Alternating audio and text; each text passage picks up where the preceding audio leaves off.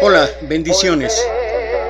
Antes de ir al pasaje que quisiera compartir con ustedes en este día, recuerda que estamos en la serie Discípulo y estamos viendo todas y cada una de las enseñanzas que el Maestro dio durante su ministerio. Bueno, todas aquellas que podamos de alguna manera poder compartir.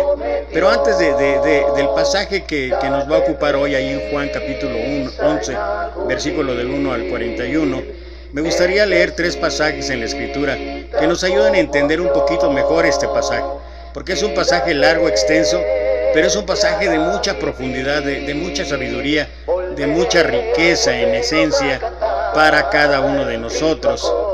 El primer pasaje que me gustaría compartir es el que está ahí en Jeremías, capítulo 29, versículo 11 en adelante, y en los 3 pasajes los voy a leer en la traducción al lenguaje actual, porque creo que nos van a ayudar a entender un poquito más por el lenguaje, la manera y lo que quiere el maestro enseñarnos. Dice Jeremías 29, 11: mis planes para ustedes solamente yo los sé, y no son para su mal, sino para su bien. Voy a darles un futuro lleno de bienestar. Cuando ustedes me pidan algo en oración, yo los escucharé. Cuando ustedes me busquen, me encontrarán, siempre y cuando me busquen de todo corazón. Es un hecho que los oídos del Señor están abiertos a todas las oraciones, aquellas que son elevadas, con toda esa humildad, con toda esa seguridad, certeza, convicción de que Dios nos escucha. Pero tal pareciera que a veces las situaciones o circunstancias no son lo que nosotros esperamos. Y cuando esto ocurre puede suceder que nos preguntemos, bueno, entonces lo que dice ahí, ¿qué es lo que tiene de cierto? Y realmente no habría que explicar mucho, porque a final de cuentas lo que dice el versículo 11, dice que los planes de Él no son para nuestro mal, sino para nuestro bien. Y luego habla y dice, para darles un futuro lleno de bienestar. En la traducción Dios habla hoy, dice, para darles un futuro lleno de esperanza. ¿Cuál esperanza? La esperanza que tal vez podamos entender mejor cuando regresamos allá en el Antiguo Testamento también, al capítulo 55 del libro de Isaías, y vemos el versículo 8 y 9, donde dice, recuerda que estoy en la traducción lenguaje actual, Dios dijo, yo no pienso como piensan ustedes, ni actúo como ustedes actúan. Mis pensamientos y mis acciones están muy por encima de lo que ustedes piensan y hacen. Están más altos que los cielos, les juro que así es. En la Reina Valera lo traduce de la siguiente manera, porque mis pensamientos no son vuestros pensamientos, ni vuestros caminos, mis caminos, dijo Jehová. Como son más altos los cielos que la tierra, así son mis caminos, más altos que vuestros caminos, y mis pensamientos más que vuestros pensamientos. Y todavía, para poder entender mejor esto que habla el profeta Isaías, vamos al Nuevo Testamento, ahí al libro de Romanos, y veamos lo que el apóstol Pablo escribe, y lo voy a leer otra vez en la traducción lenguaje actual, en los últimos versículos, desde versículo 33, donde dice, Dios es inmensamente rico, su inteligencia y su conocimiento son tan grandes que no se pueden medir. Nadie, y escuchemos esto, nadie es capaz de entender sus decisiones ni de explicar sus hechos. Y hay sucesos verdaderamente en nuestra vida que no entendemos el por qué. Y tal vez la primera cuestión sería, a las cosas suceden no por qué, sino para qué. Dice versículo 34, como dice la Biblia, ¿sabe alguien cómo piensa Dios? ¿Puede alguien darle consejos? ¿Puede acaso alguien regalarle algo a Dios para que Él está obligado a darle algo a cambio? En realidad, todo fue creado por Dios, todo existe por Él y para Él. Así que alabemos a Dios por siempre. Amén. Todo lo que ocurre, todo lo que pasa en esta vida, en nuestra vida y en la vida en general, todo es para honra, o debe de ser para honra y gloria de Dios. Y es así como de alguna manera podemos entender y comprender pasajes como el que vamos a compartir en esta mañana o en este día, y que tiene que ver con algo que tal vez incluso para la misma ciencia sea totalmente un hecho hasta absurdo, algunos le llaman así, pero realmente aquellos que creemos, que confiamos y que esperamos y que acabamos de escuchar todo aquello que tiene que ver con la omnisciencia, con la omnipotencia, con la soberanía de Dios, podemos entonces explicar realmente qué es lo que pasó, o entender qué es lo que pasó en este pasaje, que como dije está ahí en el libro de Juan, el Evangelio de Juan, capítulo 11, del versículo 1 hasta el 44. Y bueno, no lo voy a leer, pero voy a ir parafraseando y voy a ir leyendo para ir compartiendo algunas reflexiones en torno a este pasaje que nos puedan ayudar a entender de una manera más significativa y poder comprender esa esperanza, ese futuro lleno de esperanza que tiene Dios para nosotros. Comienza el relato diciéndonos que un hombre está enfermo. Notemos que este hombre se llamaba Lázaro. Parece una historia de todos los días. Un hombre llamado Lázaro está enfermo. Nada puede ser para un médico cosa de mayor rutina, pero cuando nosotros somos los implicados, el asunto cambia mucho. En el Nuevo Testamento hay dos Lázaros. Hubo el Lázaro de Lucas 16, utilizado en la parábola aquella que nuestro Señor narró, del que se nos dice que era muy pobre, era un mendigo y comía de las migajas que caían de la mesa del rico. El otro tenía una casa que Jesús de Nazaret frecuentaba. El Lázaro de Lucas solo tenía perros como amigos que venían y le lamían las llagas. Sin duda estaba muy enfermo, luego murió y fue al paraíso, al seno de Abraham. El otro Lázaro, del que nos narra Juan, tenía dos hermanas que lo amaban y se preocupaban por él. Uno comía apenas migajas, mientras que el otro podría disfrutar de una cena en su casa, sentado nada menos que junto a nuestro Maestro, junto a nuestro Señor Jesucristo. Versículo 2 de capítulo 11 nos dice que esta María fue la que ungió los pies del Señor con sus cabellos. Observemos su acción. Ungió el Señor. Esto significa adoración. Ella es conocida por ser una adoradora. A veces nosotros pensamos que somos conocidos y reconocidos por la cantidad de servicio o trabajo espiritual que hacemos, pero María fue reconocida por su adoración. María era la que ungió al Señor con perfume y secó sus pies con sus cabellos. Y luego en el versículo 3, entonces sus hermanas enviaron para decir a Jesús: Señor, he aquí el que amas está enfermo. Ellas no le dicen que venga, solamente le hacen saber que el que ama está enfermo. Nosotros podemos identificar o clasificar a las personas de distintas maneras. Podemos decir que este es el mejor jugador de fútbol de su equipo, que aquel es uno de los mejores maestros de la escuela, pero aquí se dice algo muy específico o algo muy especial. Dice el que amas. Eso es lo que le mandaron a decir a Jesús. Qué cosa preciosa es la fe sincera en el Señor Jesús. Ellas saben que todo lo que necesitan es hacerle saber a Él, y Él hará lo que mejor le parezca. ¿Recuerdas lo que leímos? Jeremías 29, 11 al 13.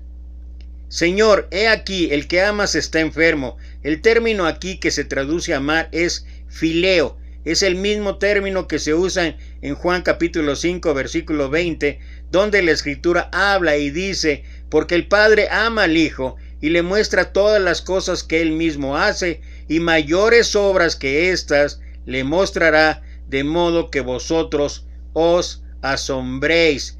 Ese es la misma traducción que se utiliza en Juan 11:36, en Juan 12:25, en Juan 16:27, en Juan 21:15 y en la primera carta a los Corintios capítulo 16, versículo 22. El mensaje de las hermanas de Lázaro decíamos que es corto: el que amas está enfermo. Estudiamos la respuesta del Señor Jesús. Al oírlo, Jesús dijo: esta enfermedad no es para muerte, sino para la gloria de Dios. ¿Recuerdas? Romanos 11, 33 al 36. Sino para la gloria de Dios, para que el Hijo de Dios sea glorificado por ella. Eso es lo que dice Juan capítulo 11, versículo 4. Las hermanas de Lázaro habrán pensado: ¿cómo es posible que Jesús nos haya fallado? Él dijo que no era para muerte, y ahí tenían el cuerpo inerte de su amado hermano. ¿Cuántas veces en nuestra vida pasamos por situaciones similares? Hemos orado al Señor por una causa que creemos que es justa, y luego pasa lo que temíamos que sucediera y nos preguntamos: ¿cómo es posible que Dios permita que esto acontezca?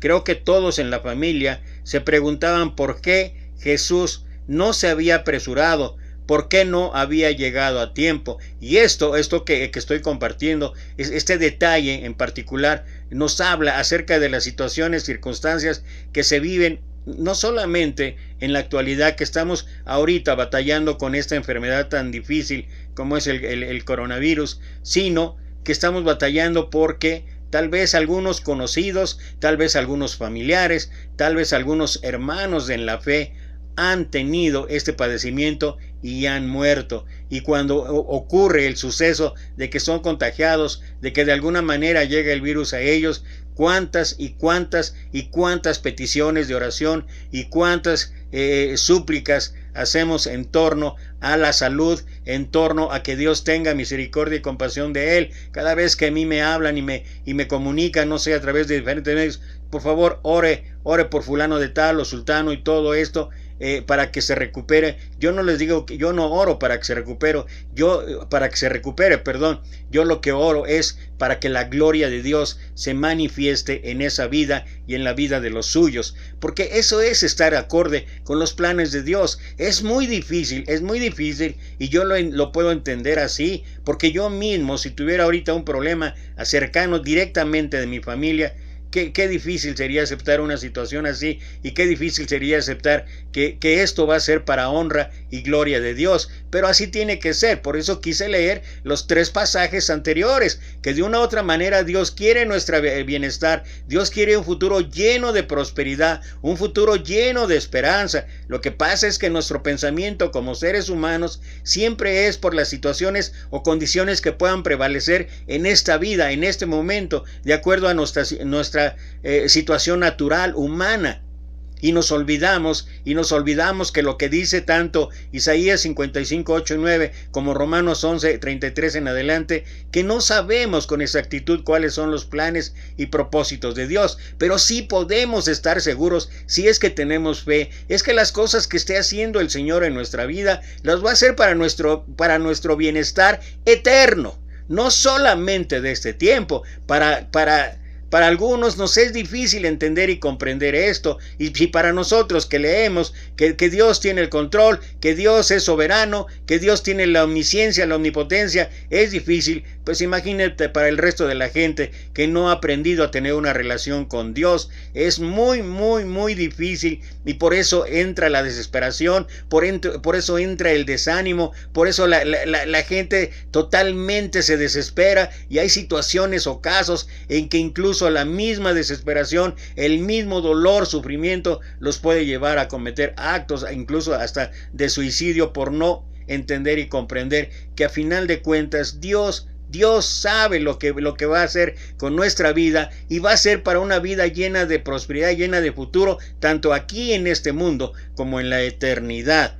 Hay algo más que es importante destacar. ¿Cómo era posible que lo que sucediera en una pequeña aldea como Betania pudiera ser para la gloria de Dios? Es que la palabra de Dios nos enseña que nada nos puede pasar a los creyentes en el Señor Jesús, que Dios no lo sepa y que Él no lo permita. Y solamente basta aquí en el Evangelio de Juan ir ahí al estanque de Betesda. Empieza el versículo 1 hablando y diciendo que había fiesta con los judíos, había fiesta ahí en Israel, pero ahí no fue Jesús, porque dice Jesús se dirigió, pero imaginábamos leyendo solamente el versículo 1 que Jesús va a la fiesta, pero no es así. Jesús fue fue donde está el dolor, donde está el sufrimiento, donde está la tristeza. El estanque de Betesda era un lugar donde había una multitud de cojos, ciegos, etcétera, enfermos, de todo tipo. Y ahí está Jesús, y nosotros podemos tener la certeza y la seguridad de que cuando estamos atravesando momentos sumamente difíciles, cuando andamos incluso en sombra de valle de muerte, Él promete no hacer las cosas conforme a lo que queramos, sino que Él promete que Él estará con nosotros. Tu vara y tu cayado me infundirán aliento. Y esa es la manera de entender el por qué desde esa pequeña aldea allá en Betania, que pudiera no ser importante en cualquier aspecto cultural, geográfico, etcétera, pero ahí está la súplica, y ahí está el Señor con su presencia.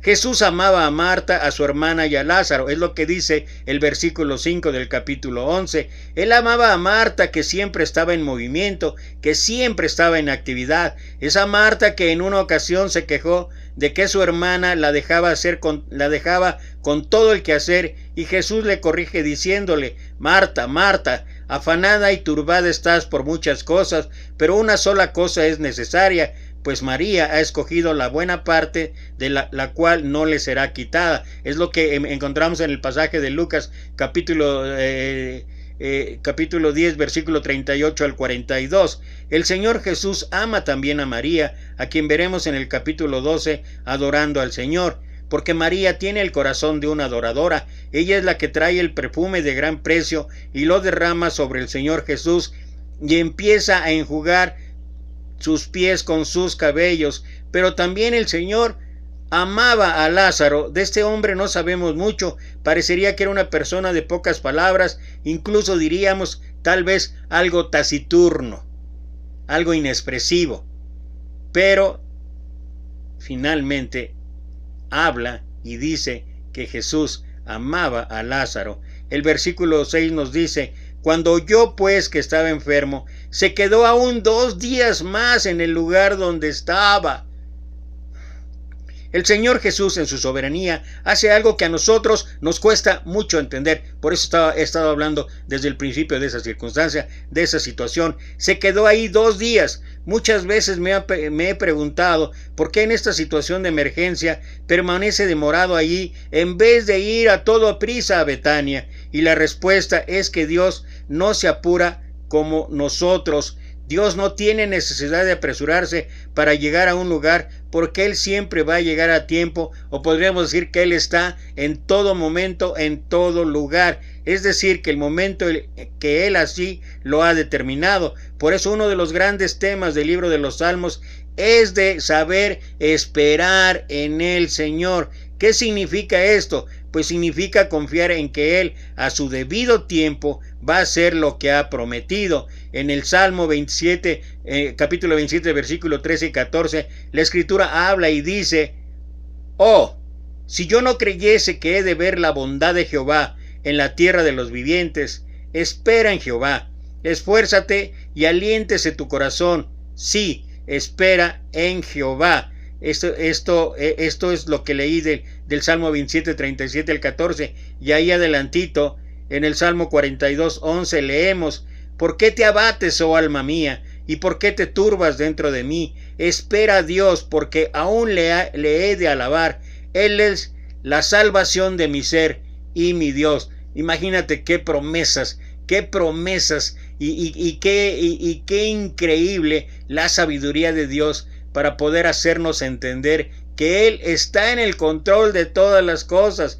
Llegado el momento, el Señor Jesús va a Betania. Él fue a una velocidad normal, no como una ambulancia haciendo sonar las sirenas, sino con toda calma. En el versículo 11 dice a sus discípulos: nuestro amigo Lázaro duerme, pero voy a despertarlo. ¡Qué hermoso!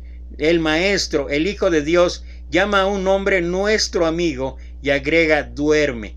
Todos sabemos que Lázaro estaba bien muerto, pero él no lo tuvo por muerto, sino solamente dormía. Los creyentes en el Señor Jesús, cuando cierren sus ojos en este mundo, los abrirán en la presencia de Dios. Por eso Pablo afirmaba y decía: para mí el vivir es Cristo y el morir es ganancia. Allá en 2 de Corintios capítulo 5, versículo 1, 6 al 9 dice: porque sabemos que si nuestra casa terrenal, esta tienda temporal, se deshace, tenemos un edificio de parte de Dios, una casa no hecha de manos, eterna en los cielos. Así vivimos, confiando siempre y comprendiendo que durante nuestra estancia en el cuerpo peregrinamos ausentes del Señor, porque andamos por fe, no por vista, pues confiamos y consideramos mejor estar ausentes del cuerpo y estar presentes delante del Señor. Por tanto, estemos presentes o ausentes, nuestro anhelo es serle agradables. El apóstol Pablo escribe que los creyentes pueden estar ausentes de la presencia de Dios, y estos somos nosotros los que vivimos, o pueden estar presentes con Él. Para eso, para el apóstol era muchísimo mejor. Y luego llegamos versículos 12 al 15. Entonces dijeron sus discípulos: Señor, si duerme se sanará. Sin embargo, Jesús había dicho esto de la muerte de Lázaro, pero ellos pensaron que hablaba del reposo del sueño. Así que luego Jesús les dijo claramente: Lázaro ha muerto, y a causa de vosotros me alegro de que yo no haya estado allá, para que creáis, pero vayamos a él. Es un tanto inentendible, pero cuando uno empieza a ver todo el contexto, cuando uno empieza a ver todo el pasaje, cuando uno empieza a ver todo lo que habla la Escritura con respecto a la soberanía de Dios, a la esperanza, a las promesas que tiene para nosotros, entonces uno puede empezar a tener una perspectiva diferente acerca de lo que ocurre en nuestra vida. Algunos piensan que si Jesucristo hubiera estado ahí, Lázaro no hubiera muerto, no solo por la insistente intercesión de las hermanas, sino porque él no hubiera permitido que su amigo fuera tocado por la muerte. Es interesante notar que las Escrituras no cuentan de nadie que muriera en presencia del príncipe, en presencia de nuestro Maestro, de nuestro Señor Jesucristo. Versículo 17. Cuando llegó Jesús, halló que ya hacía 4 días que Lázaro estaba en el sepulcro. Las células del cerebro, cuando quedan sin oxígeno por 4 días, mueren. Hacía 4 días que Lázaro había sido sepultado. Sin ninguna duda, todos sus órganos vitales, como el cerebro, los riñones, el hígado, el aparato digestivo, etcétera, etcétera, habían experimentado lo que se llama la muerte celular. Esto desde el punto de vista médico. En el versículo 19 leemos: y muchos de los judíos habían venido a Marta y a María para consolarlas por su hermano. Qué difícil es consolar a alguien en tal trance. En el día de hoy hay muchos que están interesados en ser consoladores profesionales, pero cuán arduo es hacer esto adecuadamente. Muchas veces en esta situación es mejor dar un buen abrazo o un apretón de manos y guardar silencio respetuosamente, que improvisar un largo discurso que no va a entrar en los corazones de los que están sufriendo. Pero qué buenas son unas pocas y oportunas palabras de la Biblia que pueden hacer tanto bien cuando el Espíritu Santo nos ha guiado específicamente a ello. Pablo habla de esto allá en la segunda carta de los Corintios, capítulo 1, versículo 3 al 5, en donde en otras cosas habla y dice que nos consuela en todas nuestras tribulaciones, de esta manera, con la consolación con que nosotros mismos somos consolados por Dios, también nosotros podemos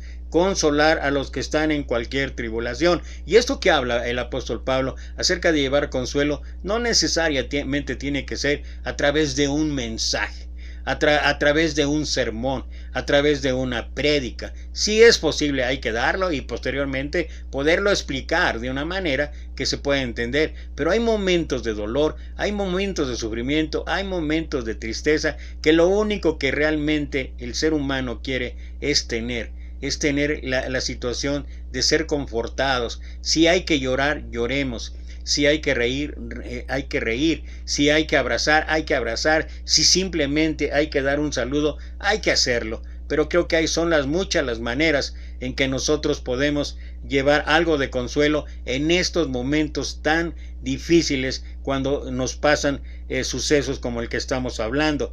Qué mejor consolación en los casos de muerte que el saber que dejamos este mundo para estar con el Señor Jesús en los cielos, y que habrá un día en que los muertos oirán su voz y seremos resucitados. Y como mencioné antes, aún para nosotros, los que hemos estudiado las Escrituras, o los que hemos leído las Escrituras, los que hemos ya caminado de la mano de nuestro Señor Jesucristo, nos es difícil aceptar esto de que Dios tiene un mejor plan para nosotros. Imagínate la gente que no tiene a Dios, todavía es más difícil. Y cuando nosotros tenemos que ser portadores de un mensaje de esperanza, de una forma en que nosotros podamos llevar consuelo a los demás, lo que tenemos que hacer es eso, tratar con todo tacto, con toda prudencia, el poder hablar y decir que Dios tiene la solución a todos y cada uno de los problemas que vivimos.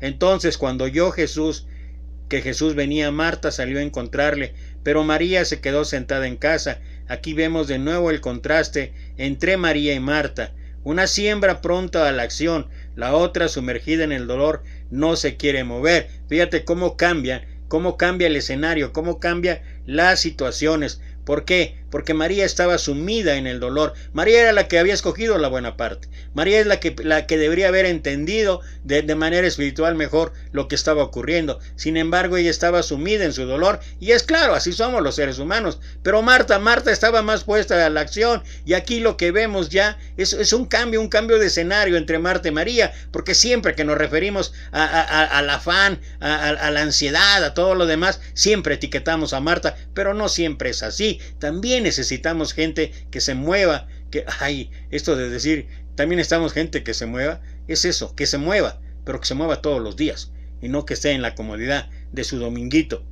Si su corazón está lleno de dolor, el dormitorio de Lázaro está vacío, la voz del hermano ya no se escucha, la silla de Lázaro no está ocupada. Leamos las palabras de Marta. Marta dijo a Jesús: Señor, si hubieses estado aquí, mi hermano no habría muerto, pero ahora también sé que todo lo que pidas a Dios, Dios te lo dará. Ella no le reprocha la tardanza, sino la estancia, el estar ahí. No el por qué no llegó antes, sino el no haber estado. ¿Cuántas veces en nuestra vida creemos como que el Señor nos ha fallado, y todo porque miramos las cosas desde nuestra perspectiva en tiempo y en espacio? Y vuelvo a insistir y vuelvo a decir: mis pensamientos no son vuestros pensamientos, y mis caminos no son vuestros caminos. Oh, cuán inescrutables son los caminos del Señor. Eso es la diferencia. Esto es lo que humanamente a veces no podemos entender o no podemos comprender en cuanto a la divinidad, en cuanto a la soberanía, en cuanto al poder, en cuanto a lo que hace Dios. Y finalmente, por eso leí Jeremías 29:11, Dios quiere nuestro bienestar y nos lo va a mostrar, pero de acuerdo a su sabiduría, de acuerdo a nuestro plan. Nosotros conocemos las promesas de poder y victoria en el Señor Jesús, pero miramos alrededor y vemos decaimiento espiritual.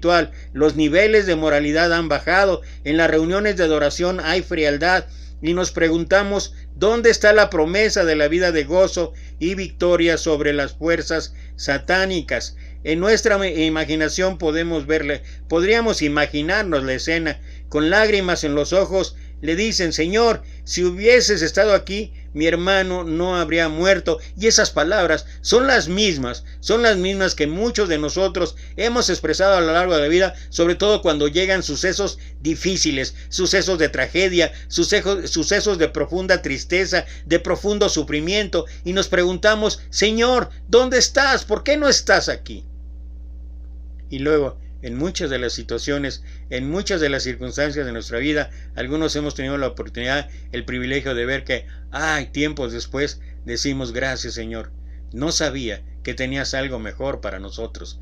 No sabía en ese momento que tu plan es perfecto, Señor, que tu soberanía es intocable, Señor, y que realmente agradecemos que seas nuestro Padre y que nos ames. En el día de hoy, En el día de hoy no tenemos el problema de la distancia que Marta tenía, porque por medio de la oración el Señor siempre está muy cerca de nosotros. Al dejar este mundo dijo: he aquí, yo estoy con vosotros todos los días hasta el fin del mundo. Es lo que acaba diciendo la Gran Comisión, Mateo 28, en el versículo 20. Cada creyente en el Señor Jesús, en cualquier parte del mundo, desde las selvas del África o las islas del Pacífico Sur, puede decir con confianza: el Señor Jesús está conmigo de acuerdo con su promesa.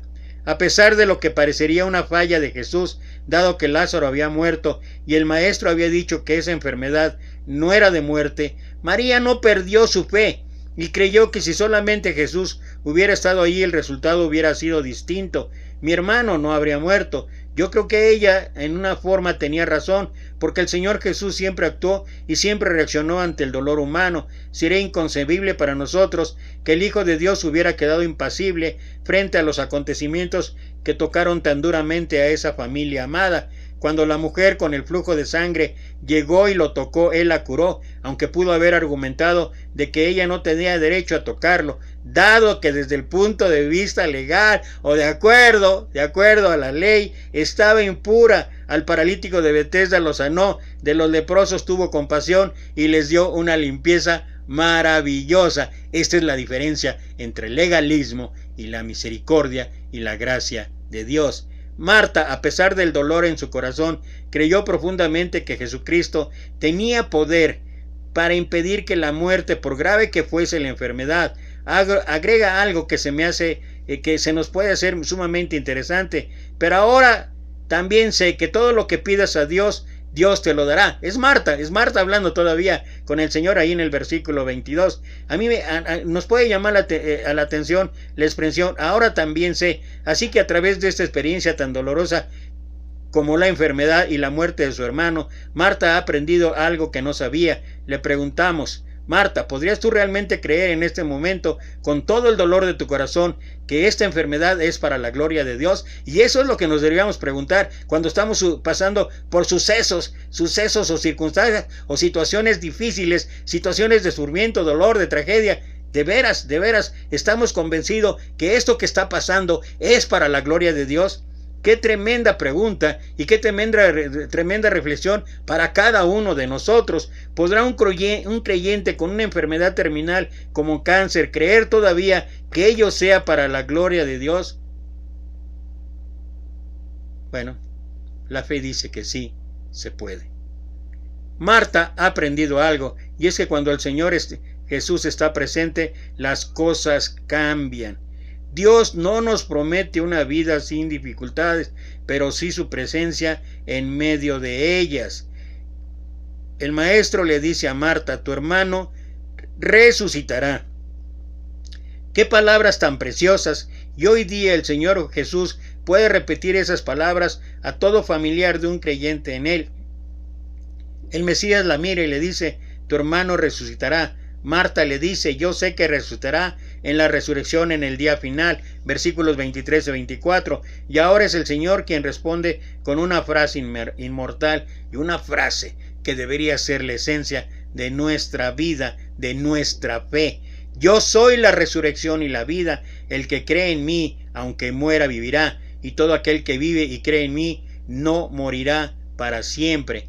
¿Crees esto?, fue la pregunta del maestro a Marta. Le dijo, sí, Señor. Y mira la respuesta de Marta. La respuesta de Marta es, solamente hay una respuesta similar allá en la confesión de Pedro, en Mateo capítulo 16, cuando Jesús preguntó, ¿quién dice la gente que soy? Y luego le dijo a los discípulos, y Pedro contestó algo similar, algo muy parecido a lo que está expresando aquí Marta.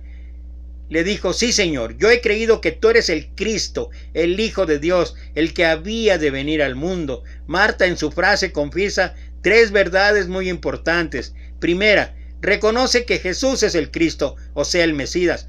Segunda, que es el Hijo de Dios. Ella no dijo un Hijo de Dios, sino dijo el Hijo de Dios. Y tercera, que ha venido al mundo. Él es preexistente y fue enviado por el Padre. Muchas veces leemos en los evangelios que Cristo fue enviado. Él habla una y otra vez que Dios lo envió. Y cuando hubo dicho esto, fue y llamó en secreto a su hermana. No hacemos la pregunta de si el maestro realmente llamó a María o si esa fue una artimaña de Marta para animar a su hermana paralizada por el dolor para que saliera de la casa al encuentro del Salvador. Qué precioso es el pensamiento que nosotros que vivimos no tenemos necesariamente que pasar por la experiencia de muerte. Esto llegará en su momento, y en ese tiempo hay que recordar la promesa expresada en primera carta a los Tesalonicenses, capítulo 4, versículo 15 al 17. Y luego, cuando María llegó al lugar donde estaba Jesús y le vio, se postró a sus pies diciéndole: Señor, si hubieras estado aquí, algo muy parecido a lo que ya había expresado Marta, no habría muerto mi hermano. Entonces Jesús, al verla llorando y al ver a los judíos que habían venido junto a ella también llorando, se conmovió en espíritu y se turbó y dijo: ¿Dónde le habéis puesto? Le dijeron: Señor, ven y ve. El Señor se conmovió en espíritu, su corazón lleno de amor fue completamente afectado. Estas palabras son importantes y vale la pena reflexionar en ellas. Versículo 35, el versículo más pequeño de la Escritura. Jesús lloró. Esto es tremendo. El Creador de los cielos y de la tierra estaba llorando, y lloró de una manera tan honda y real que los judíos dijeron: mirad cómo le amaba. Mirad cómo le amaba. Jesucristo en su vida en la tierra no era como un superhombre que podía hacer cosas maravillosas sin que nada le afectara a su corazón. Él lloró, él sintió el dolor de Marta, de María y de los judíos amigos, y él lloró también por el dolor que sabía que nosotros podemos en un momento dado en nuestra vida pasar. Y a través de este llanto, a través de estas lágrimas, Jesús nos entiende, Jesús nos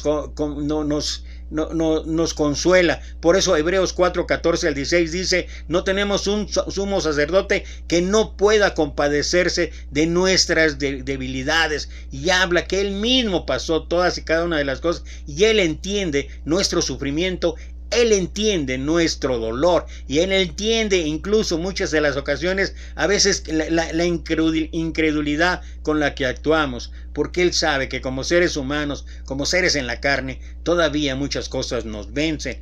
Aquel Lázaro que antes tenía una espaciosa casa, ahora ocupa un lugar muy pequeño.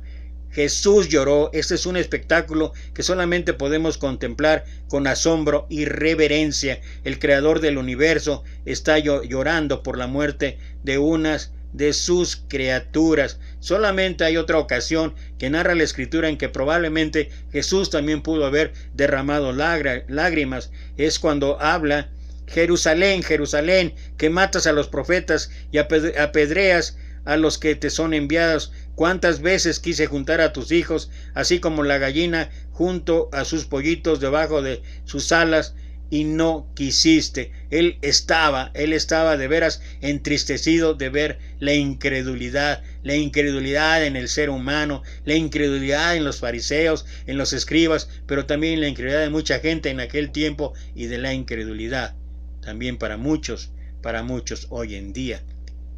El versículo 38 dice: Jesús, conmovido otra vez, dentro de sí fue al sepulcro. Era una cueva y tenía puesta una piedra contra la entrada. Allí en esa cueva habían puesto al cuerpo de su amigo.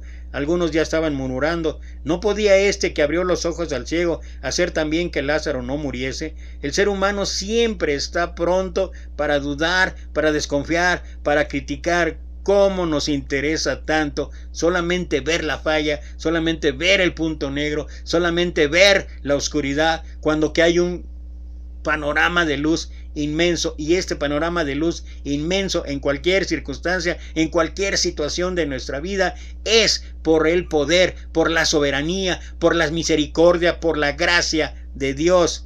Jesús dijo: quitad la piedra. El curso de la naturaleza es inexorable, su cuerpo ha entrado en descomposición, y Jesús añade: ¿no te dije que si crees verás la gloria de Dios? De esta manera tierna el Señor corrige a Marta. Alguien dijo que Marta tenía temor de que el nauseabundo olor de la muerte afectara a Jesús, pero él no era una de esas personas hipersensibles que no puedan soportar los olores fuertes y desagradables. Hay que recordar que incluso él estuvo cerca de los leprosos. Qué enorme misericordia de Dios. Si así fuera, nunca hubiera venido desde la magnífica gloria a este mundo de vicios y pecados horrendos, que son como un gran basurero moral y espiritual, exhalando un olor nauseabundo delante de un Dios que es santo, santo, santo. La acción ahora parece que se retarda para permitirnos conocer todos los detalles. Y ahí da la orden, quitan la piedra y después él llama a Lázaro. El increíble milagro se produjo. Algunos podrían decir que esto es muy difícil de creer, pero la respuesta es que si Jesús es en verdad la persona que dice ser el Hijo de Dios, claro que Él lo puede hacer, pues por supuesto que si no lo fuera, pues tampoco lo hubiera podido realizar. Hay algunos hechos, no los voy a leer todos, pero desde el punto de vista médico, explicando cada una de las situaciones y circunstancias que pudieron ocurrir después de que un cuerpo humano, porque una cosa es hablar de resurrección, y médicamente dicen que cuando se mueren las células del cuerpo humano, cuando deja de funcionar completamente, empieza los órganos, empieza el cuerpo en entrar en descomposición. Esto es muy difícil y lo explica un connotado cardiólogo que dice que a él le ha tocado ver cómo el corazón se detiene y después de 3, 4, 5, 6 minutos lo logran nuevamente reactivar. Pero eso no es resurrección, porque no han acabado de morir todas las células principalmente en el cerebro, porque cuando todas las células del cerebro, cuando pasa algo como el corazón, las células del cerebro empiezan a morir paulatinamente. Por eso algunos que logran salir de un estado de coma o salir de un ataque o de un infarto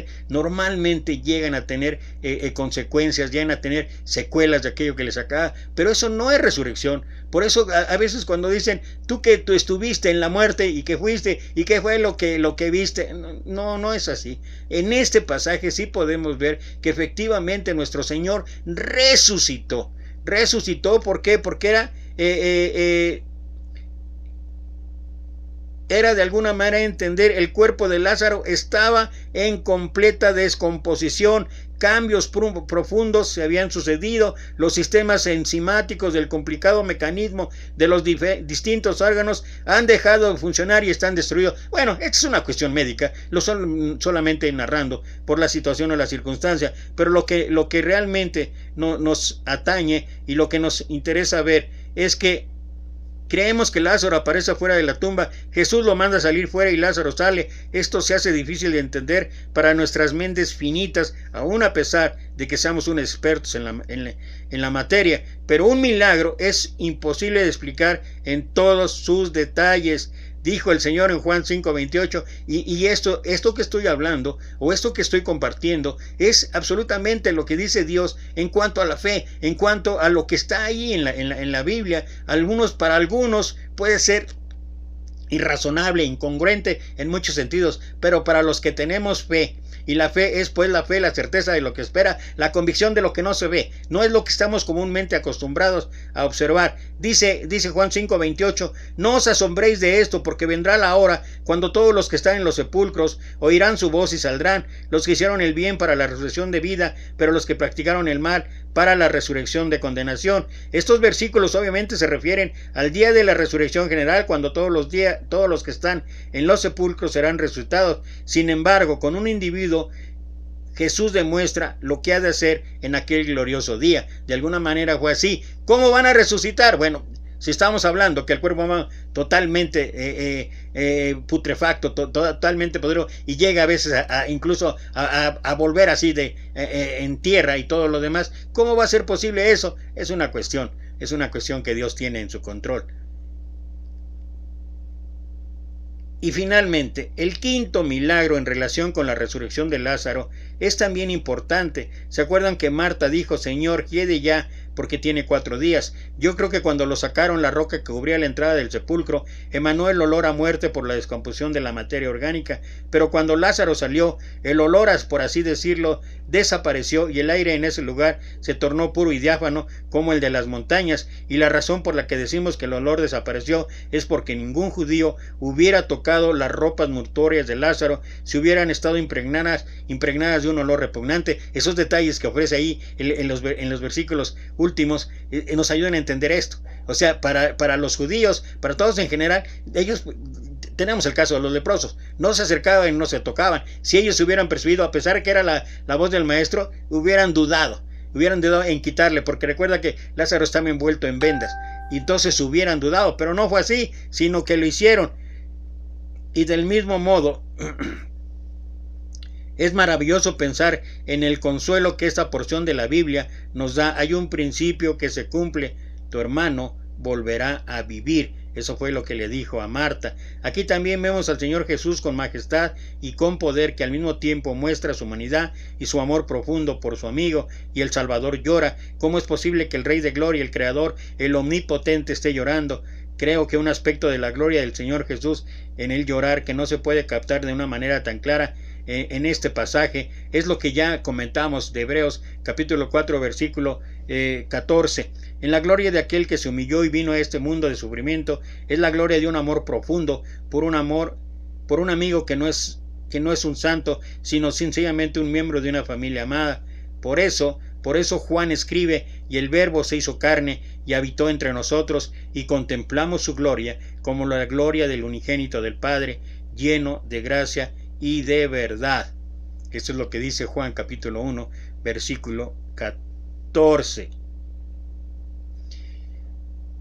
Al poderse efectuar la resurrección de Lázaro, hemos visto la divinidad de nuestro Señor.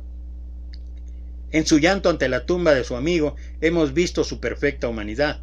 Al esperar él 2 días en el lugar en que estaba, vemos que Dios nos permite que pasemos por pruebas que tienen una finalidad, un objetivo que muchas veces solo Él conoce y que nosotros no entendemos hasta mucho después. Y tal vez, y con esto quiero concluir, una pregunta de reflexión para cada uno de nosotros, una pregunta que nos lleve a ver cómo es nuestra vida en este momento. ¿Creemos esto? Pues quiera el Señor que cada persona pueda leer o pueda contestar de la manera en que esto es la confesión de fe que hacemos ahí antes del bautismo. Yo creo que Jesucristo es el Hijo de Dios. Él es el Salvador del mundo y también es mi Salvador. Qué infinita sabiduría que nos da el Maestro. No puede uno menos que quedar anonadado ante todo lo que Él nos explica. Que creamos que Jesucristo es el Hijo de Dios y que por medio de Él podemos tener vida. Pues gracias otra vez. Estaba yo viendo que me volví a extender demasiado, pero bueno, es un pasaje demasiado largo. Incluso había pensado fragmentarlo, pero creo que hay que quedarse con la idea completa. Es un poquito difícil. Algunas gentes me dicen: es que es bien duro, bien aburrido estar ahí las 40 y tantos minutos que a veces predicas. Bueno, es para honra y gloria de Dios, y es para que a lo mejor tú sí lo secciones y lo vayas escuchando poco a poco, pero finalmente recuerda que todo lo que hacemos, todo lo que yo hago es para la honra y gloria de Dios. Gracias otra vez a aquellos que se conectaron. Como siempre, les recuerdo, el día de mañana, sábado, no grabo mensaje en vivo. El domingo sí estoy grabando 2 o 3 mensajes. Normalmente me conecto en línea con algunos hermanos de Tamaulipas, aunque tal vez esto para algunos no sea muy espiritual o no sea la verdad, pero bueno, lo sigo haciendo solamente pensando en darle la honra y la gloria a Dios. Gracias otra vez. Si puedes, si quieres, domingo 10:15 de la mañana, y después a las 11:30 aproximadamente es la clase, primero la prédica y luego la clase, y bueno, tienes la invitación abierta. Y mientras tanto, pues pasa un fin de semana excelente. Recuerda ir a adorar al Señor el día domingo. Eso sí, adóralo, en casa, en el edificio o donde sea, pero hay que adorarlo. Gracias otra vez. Que Dios te llene de bendiciones.